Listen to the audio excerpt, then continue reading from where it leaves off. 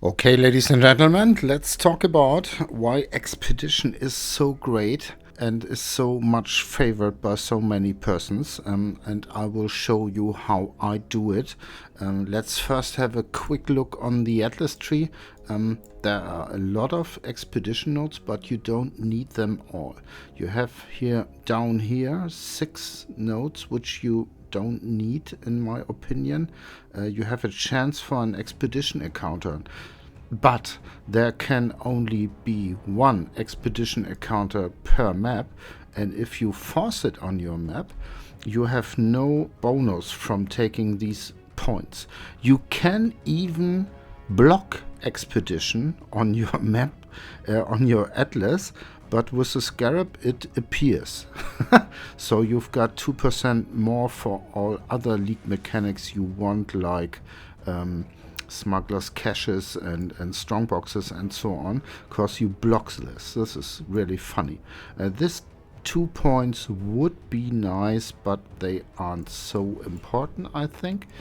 The notes you really need, you don't need these bows again, 4% chance because we use a scarab, but you want this here with more remnants and suffix modifiers, quantity of vendor refresh currency, explosive placement range, placement range again, and then explosive radius and more explosive. This is very nice. When you have it, you can normally explode the expedition the way you want, and this is quite important.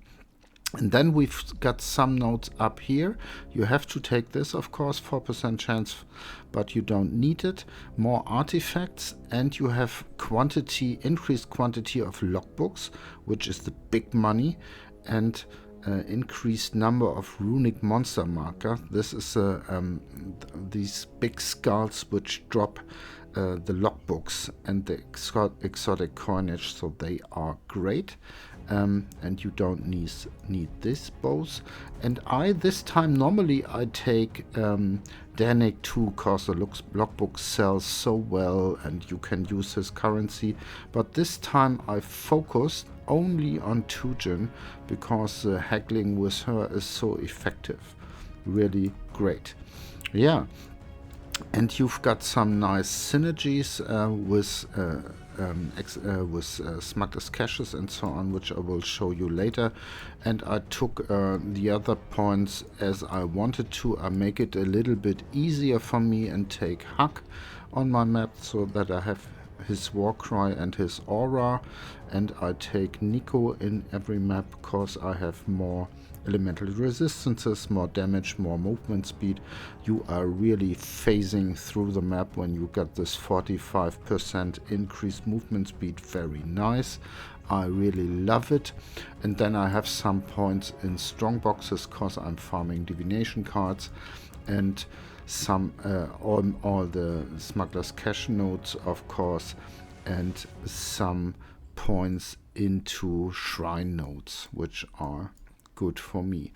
Yeah, and I took these points here. They aren't really needed, these points for synthesis maps. This is just for fun.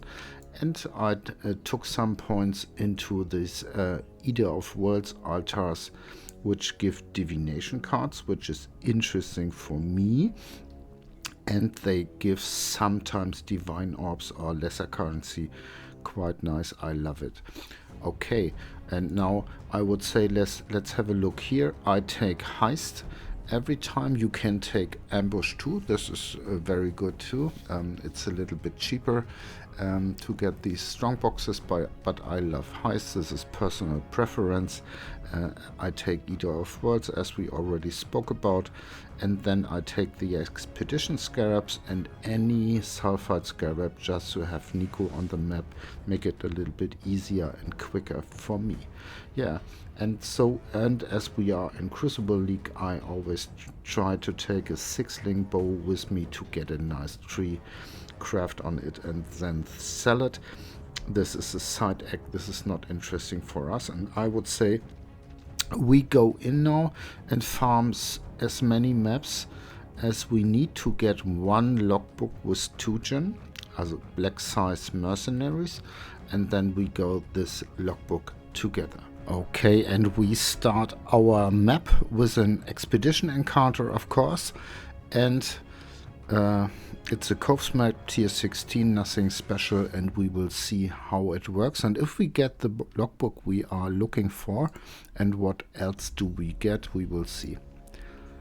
I think this is a nice strategy, because you burn out so fast when you are focusing on one thing in this game, and it's much better to do different things, like I do some heist contracts in between, then I do a logbook, I do a map, and so I have always my fun. There is already the expedition encounter, it's done. Nice, very good, the best one we could get. Here's the first sulfide node, so we've got some sulfide intoxication. We already have one altar, and I love this divination card rewards, so we take them. And the problem with Eater of Worlds is that the monsters spawn with a delay and you have to wait a little bit, but I prefer it. I think that the other influence is better to make money, really, but I like it more, and so I do it. So we have a strongbox here, quickly kill the monsters, nothing of interest. Here's the map boss already, sometimes a little bit rippy, but he is dead, nothing happened, very nice. And we proceed. Let's have a look if there's a thicket bow, because thicket bows are nice for the leak mechanic. If you get a nice tree you can sell it. Here are our first two smuggler's caches, and we've got a blueprint, very nice. I've got a interesting trinket I found. 9% chance to smuggler's caches have 9% chance to duplicate contained rogue markers. So if it triggers, I got 800. This is really, really nice.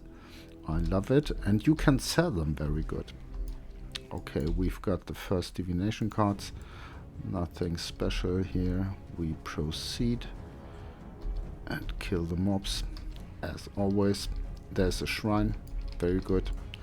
You can delay the shrine and use it when you do the leak mechanic or the expedition, but I don't think we have to do it now. We have a look here. Again, divination cards.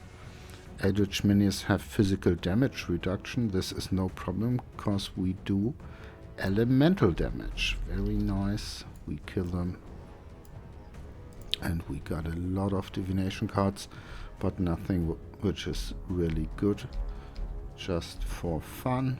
We kill all the mobs. Here's a strongbox again. Normal strongbox.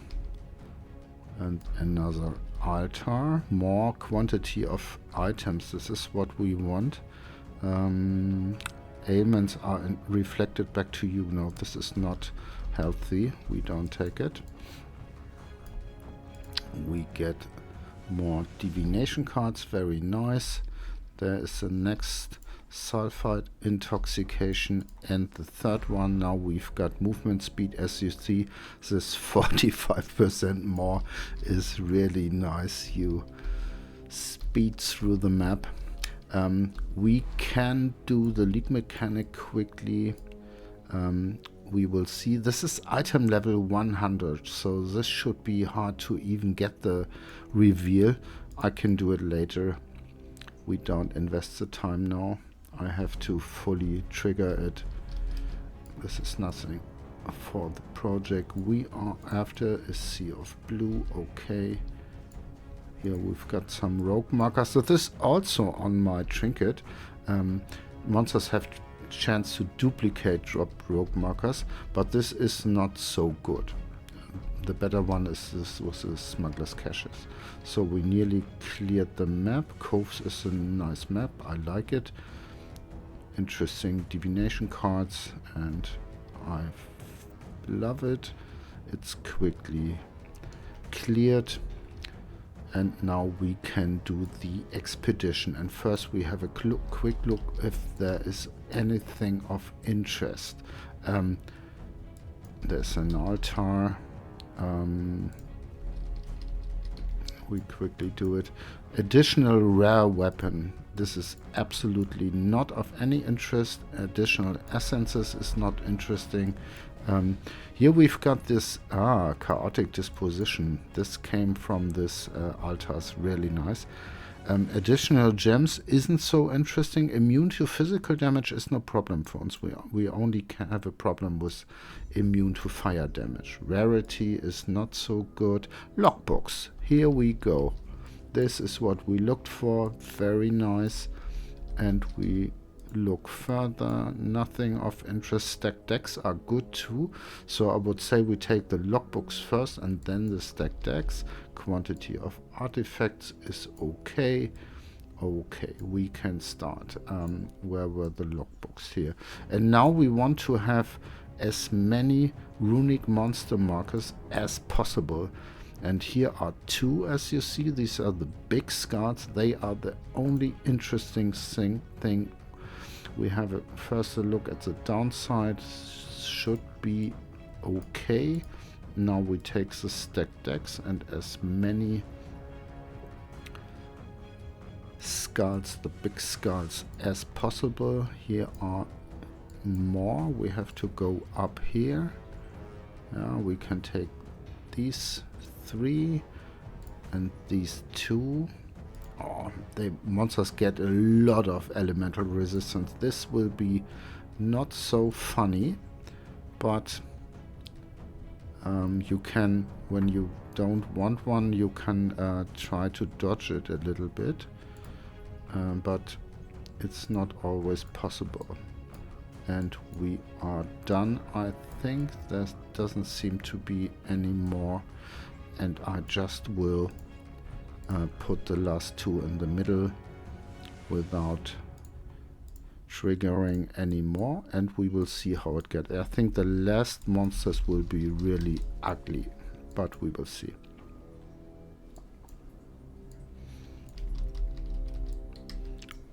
We have the sulfide intoxication. We have Hack with us, so it should work. My character isn't so strong, but should be enough. And now the monsters get harder and harder as we come to the end, and not so easy to kill. No logbook so far. Some stacked decks, that's okay. Oh, it wasn't of any problem. Easy.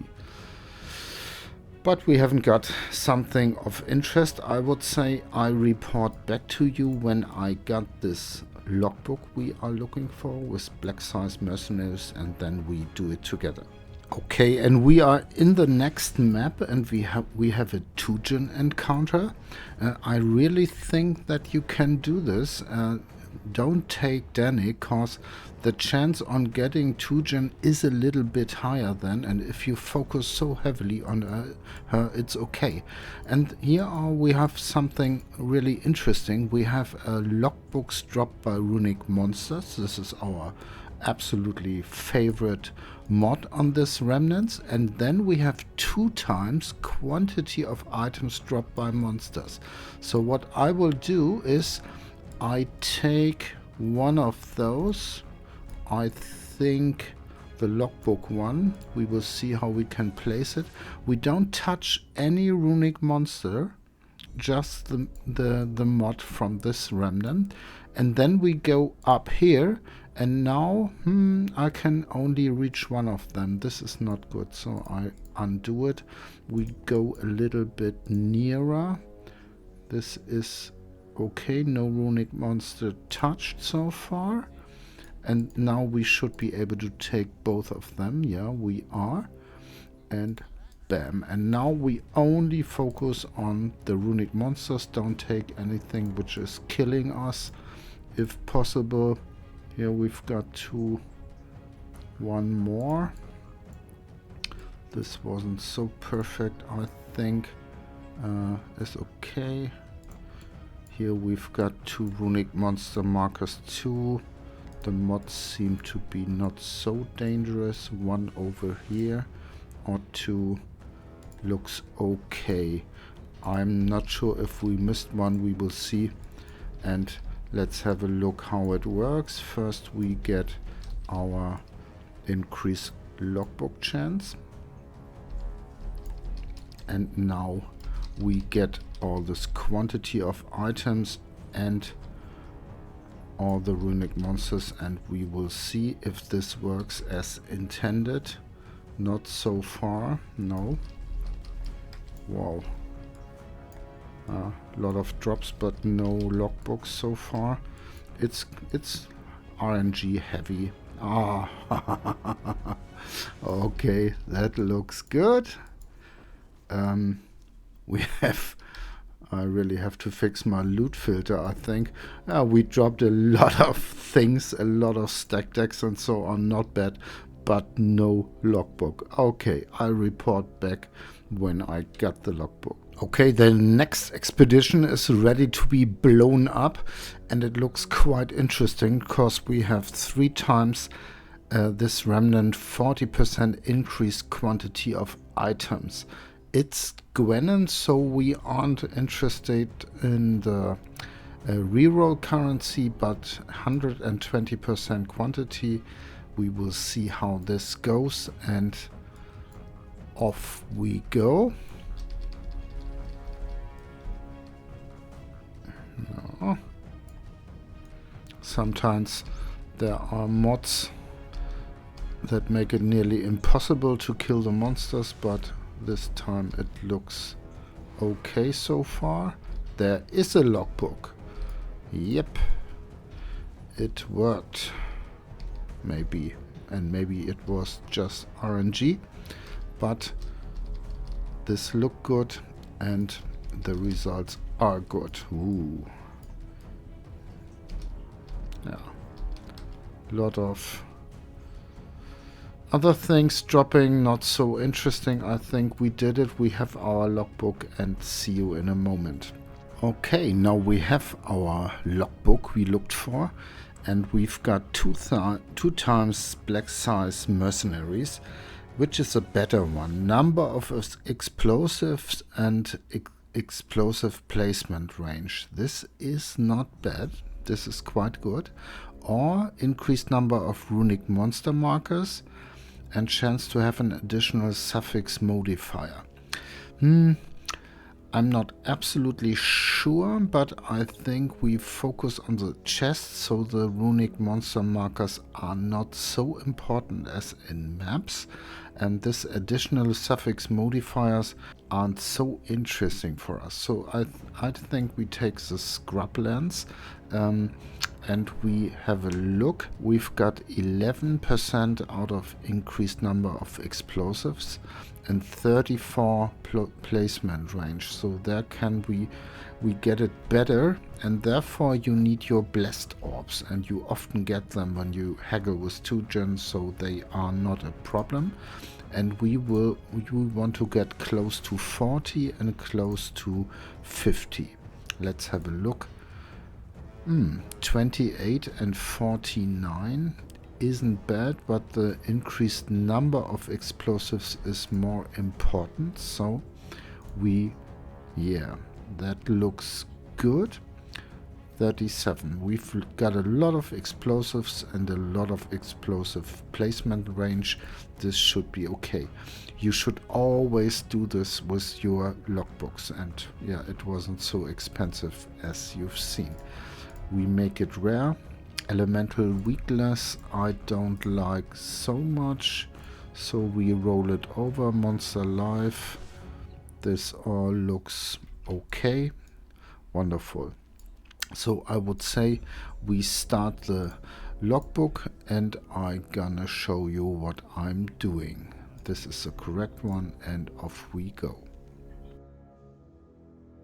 I wouldn't invest too much time to build the perfect way, but on the first look I would say we have here a lot of this interesting chest with the vendor refresh currency and the artifacts. This is most important, so I think we take this 4 ones here, and then we go this way down here, and there's a boss. This is good, so we will get a lot of currency, vendor refresh currency, and then we can proceed here. There's an underground area which is nice, and then we go up here, and I think we will be finished then. Perhaps with all this placement range, I think we can get even here to get this artifact chests. Okay, I'm gonna prepare it now, and then we blow it up. I prepared it, and now we gonna kill all the mobs and see what we get. This are these artifact chests, and as you see, they drop a lot of artifacts. Very nice. I always focus heavily on this artifact chest. Everything else isn't so important for me. We go down here and proceed. There are a lot of mobs here. We kill them and proceed. Very nice. Lots of artifacts. No vendor refresh currency so far, but we will get it soon, because here's the boss. I hope we don't die.